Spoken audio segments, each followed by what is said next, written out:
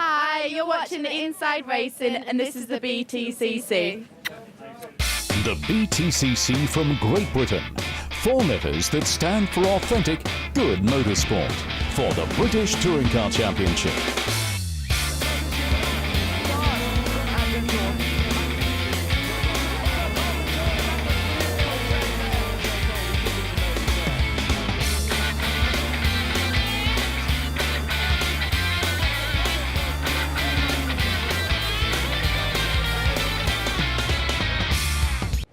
The series is, in my view, one of the toughest in the world, if not the toughest. You know, we've got drivers here like Fabrizio, he's turned up, he's multiple European champion.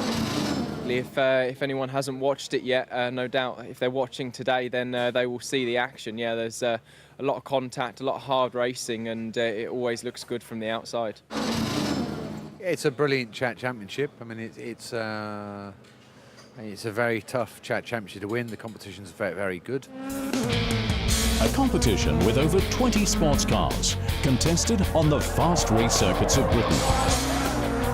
This year, the drivers will again be competing for the championship over 10 weekends, with no one ever giving a single inch. Tough motorsport action is the order of the day.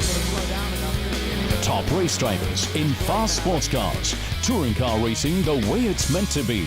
Nerve-wracking tension, thrilling duels and dogged maneuvers, plus the occasional crash. Driving these cars is no job for softies. Electronic driver aids? Forget it.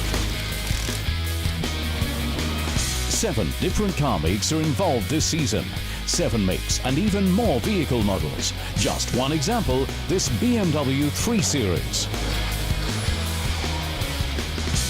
It's E90, so it's a 320 SI. It's the new facelifted latest model, so it's got all the latest bodywork. Obviously, it's, you know, the pedigree of the car speaks for itself. It won the championship last year. It's won with Andy Priaulx in the World Championship. It's won that 3 times.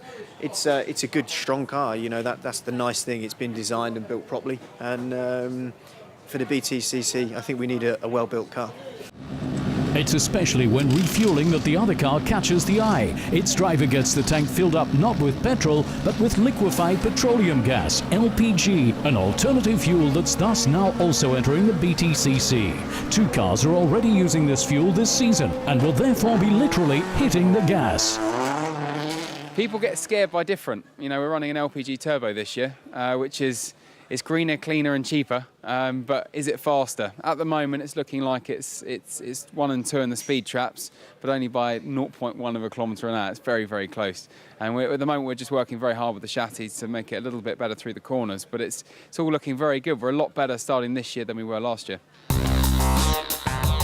The new season got underway at Thruxton. In addition to British racers, the grid also featured international drivers, such as Italian touring car warhorse Fabrizio Giovanardi, all ready for the start, not far from the site of the mystical Stonehenge. Thruxton, a high-speed circuit, the fastest in fact in all of Britain. Call for "Here are the right tyres" and drivers with total concentration.